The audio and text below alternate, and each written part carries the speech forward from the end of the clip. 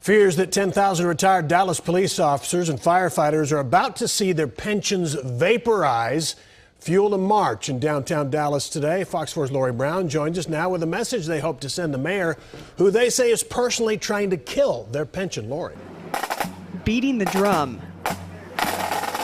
to save their pension, an estimated 1,000 Dallas police officers and firefighters took to the streets of downtown Dallas. They're trying to take our money that we earned.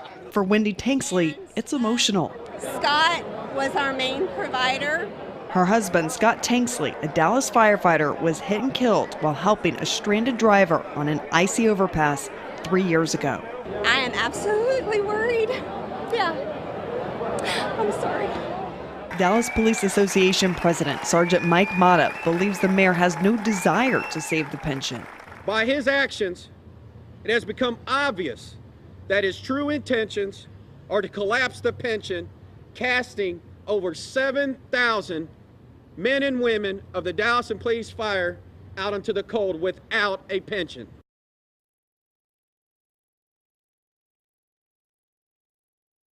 Alan Weir, who turned 60 this month, showed us his latest 401k statement, which he hadn't had the courage to open up. I'm afraid.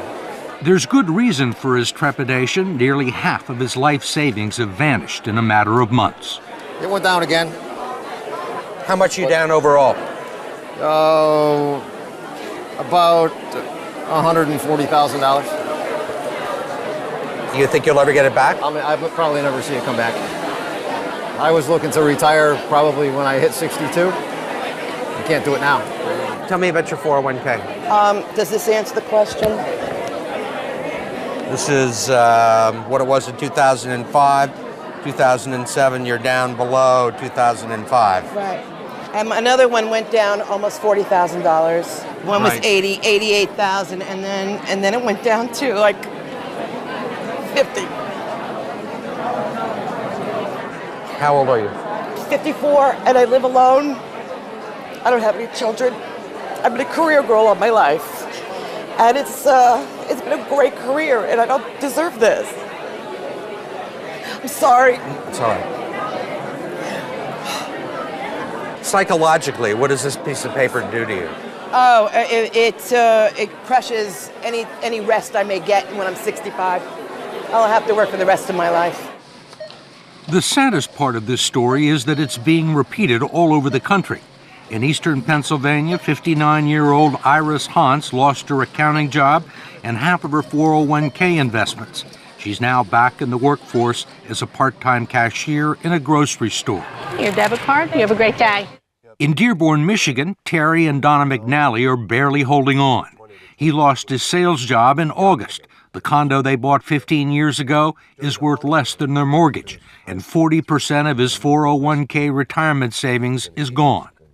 Donna is the main provider now. Let me hear you count to 10. Can you count to 10? 1, 2, running a daycare center out of their home. 6, 7, 8, 9, 10. Terry considers himself fortunate to have found part-time work greeting the bereaved at a funeral home and making lattes at Starbucks. There you go.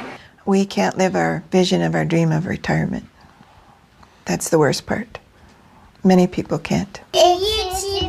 What kind of a retirement plan allows millions of people to lose 30 to 50% of their life savings just as they near retirement? David Ray, president of the profit-sharing 401k Council of America and a lobbyist for the 401k industry, says it's one that empowers people to make their own investment decisions. 401k is the absolute best way people can save for retirement. They absolutely are the best retirement vehicle we have. How can you say it's the best available if it has let down tens of millions of people at the time they need the money the most? That's not a 401k problem. That is our entire investment system. This is about the markets went down for everybody. Nobody was saved in the current thunderstorm. In America, it's a society based on freedom and choice and personal responsibility. We need to help them understand these responsibilities and execute them to the best they can. 401k is part of that. There are no guarantees. What about the people who are 63 or 64? A lot of those people were thinking about retiring. Well, and now they aren't. Well, I mean, a lot of them were retired and have to go back into the workforce. But in fact, the 401k plans that have become the primary source of retirement income for 60 million Americans were never designed to be retirement plans in the first place. The idea was that workers would make voluntary contributions and employers would match a portion of them. The taxes would be deferred until the employee reached the age of 59 and a half. It was supposed to supplement the two traditional income streams for retirees, Social Security and pensions, one leg of a three-legged stool that would support American workers into their golden years. But it didn't turn out that way. The three-legged stool, if you will, has gone to two legs and it's wobbly.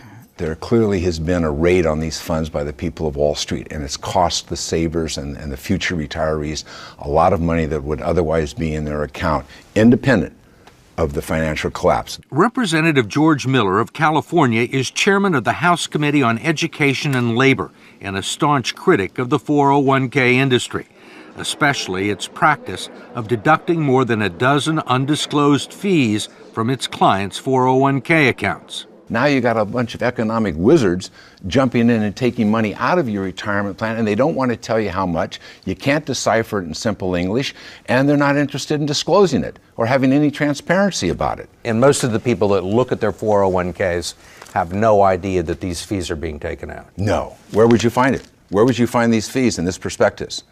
You can look on any page you want, and when you're all done reading it, and you will find some of the fees and the commissions here, but you won't find them all, and I bet you won't find half of them.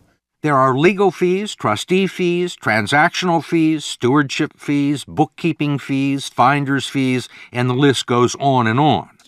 Miller's committee has heard testimony that they can eat up half the income in some 401k plans over a 30-year span, but he has not been able to stop it. We tried to just put in some disclosure and transparency in these fees, and we felt the full fury of that financial lobbying.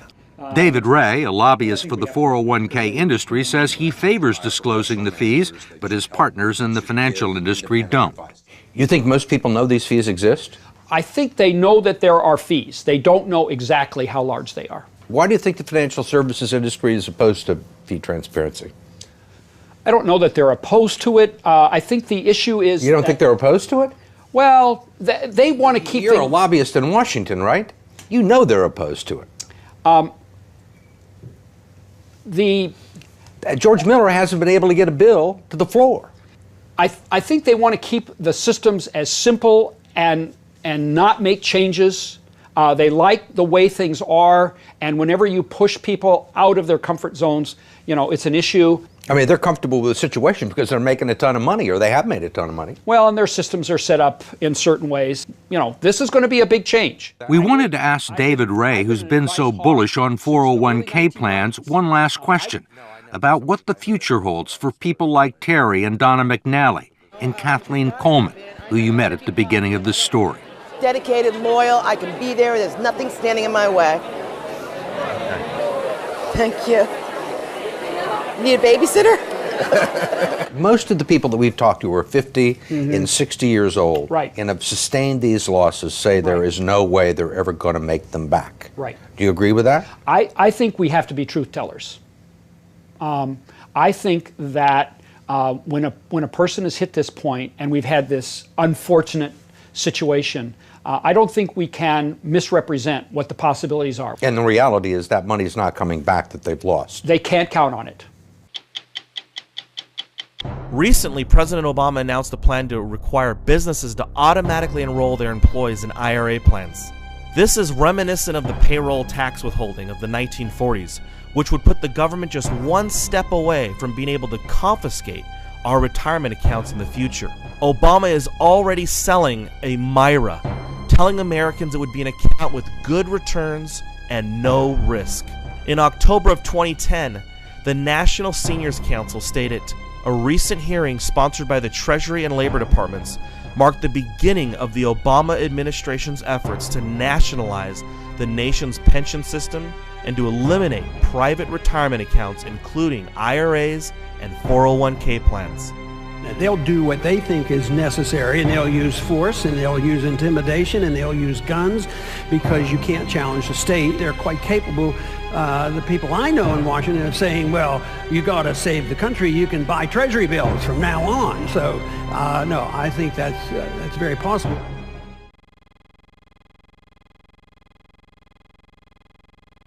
This is insanity.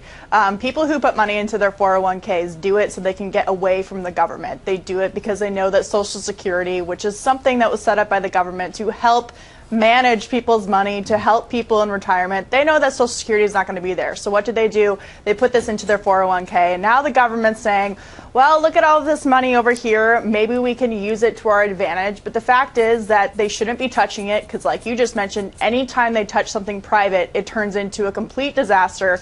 And this will give the government the ability to borrow more, which means spend more money, which is the last thing they should be doing. All right, Katie, a couple of issues for me. It sounds like they want to manage it the way they've managed or mismanaged the Social Security Trust Fund. Mm-hmm. Well, yeah, I mean, that's exactly what the government does. So the Social Security system was set up, as everyone knows, to pay for your, some of your retirement when you get older. But the fact is that that's been a slush fund for other programs. The whole lockbox notion has never worked, and now that money's not going to be there. And so they're looking at the 401k as essentially doing the same thing. And let's not forget, this isn't the first time the government's been eyeing the 401k system. Just a year ago, they looked at it in terms of maybe getting rid of some tax incentives that were good for people, that encouraged people to save. But in the long run, this is only going to create more problems, because people put money in a 401k to be private, to make sure that they're okay and away from government and dependent on the government when they retire. But this will only, if the government touches it, allow them to be more dependent on the government, which we just can't afford.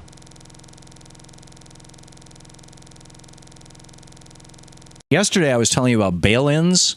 It's where big banks take your money out of your checking account in order to bail themselves out because the government isn't going to anymore. Ellen Brown, and I said, this is the law in Europe starting January 1st. Well, it turns out it's been the law in the United States since 2014. Ellen Brown, over at TruthDig, a crisis worse than ISIS, bail-ins begin. Ellen Brown of webofdebt.com. And she points out, she's quoting Shah Gilani, who is a former hedge fund manager who wrote an op-ed back in November of last year titled, "Why I'm Closing My Bank Accounts While I Still Can." And he says, it is entirely possible the next banking crisis that depositors in giant too-big-to-failing banks could have their money confiscated and turned into equity shares. They can keep your deposited money and turn it into shares of equity capital to try and keep your too-big-to-fail bank from failing. If you bank with one of the country's biggest banks who collectively have trillions of dollars of derivatives held off balance sheet, etc. And he says this was in Dodd-Frank, 2010, actually.